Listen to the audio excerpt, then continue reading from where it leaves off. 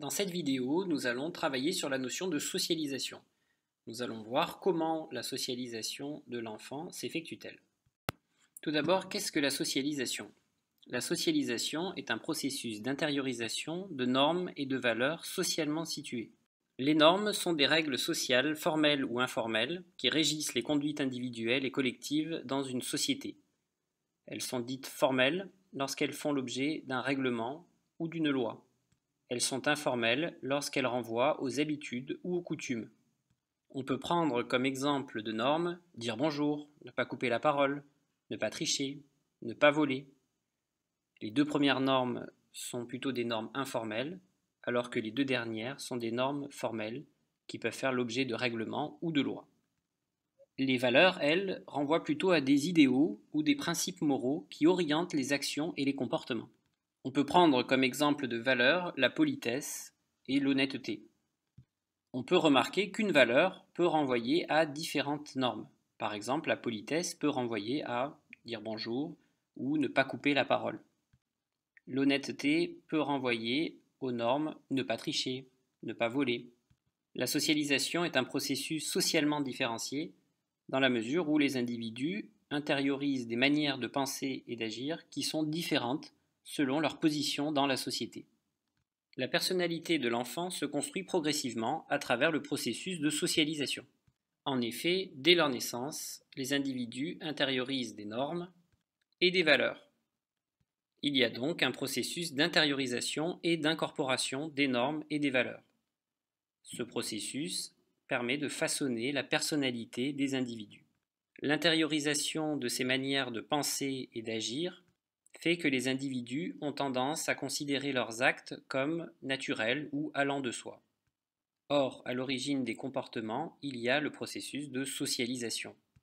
Par exemple, le fait de porter des vêtements va de soi. Or, dans les faits, cela renvoie à une socialisation particulière. Les individus peuvent être socialisés de différentes manières. Il y a tout d'abord ce que l'on appelle l'injonction, c'est lorsque l'on reçoit des ordres. Il y a également l'imitation, c'est quand on imite le comportement de quelqu'un d'autre. Et enfin, l'interaction, c'est lorsque l'individu interagit avec son environnement. Ces trois modalités de la socialisation permettent de construire la personnalité de l'individu. Les individus sont socialisés par une multitude d'instances de socialisation qui leur transmettent des normes et des valeurs. Il y a tout d'abord la famille, l'école, les amis, encore appelés groupes de pairs, et les médias, comme par exemple la télévision, la radio, Internet, etc. Les instances de socialisation contribuent à la construction de la personnalité des individus. Cependant, il est possible qu'elles aient des effets contradictoires sur la personnalité des individus lorsqu'elles leur transmettent des normes et des valeurs contradictoires. Par exemple, si un enfant fume dans son groupe de pairs, il est possible que sa famille réprouve ce comportement. Par conséquent, l'individu fait face à un conflit de socialisation qu'il va devoir gérer. Nous allons maintenant voir que la socialisation est différente selon la position que l'on occupe dans la société. On parle de socialisation différentielle pour désigner le fait que la socialisation diffère selon le milieu social et selon le genre. La socialisation diffère tout d'abord selon le milieu social.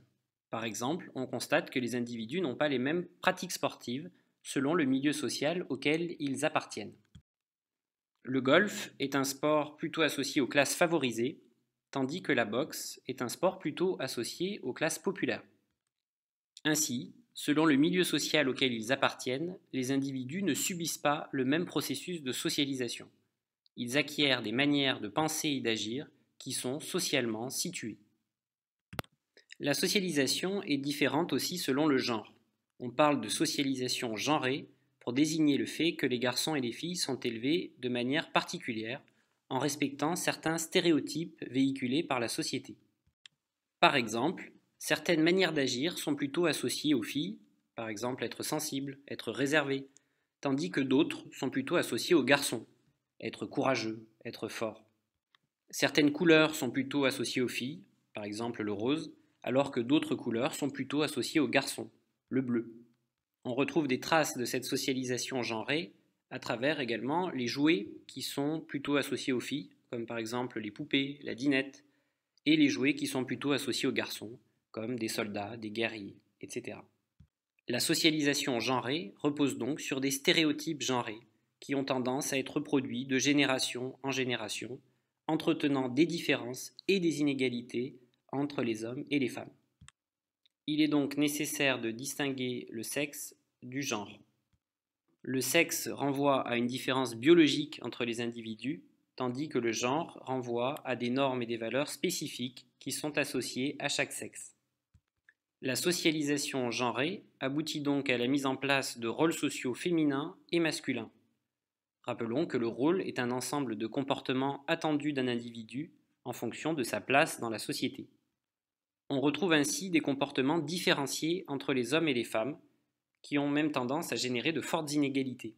On peut ainsi constater que les femmes consacrent un temps beaucoup plus important que les hommes à effectuer des tâches domestiques, comme le ménage et les courses.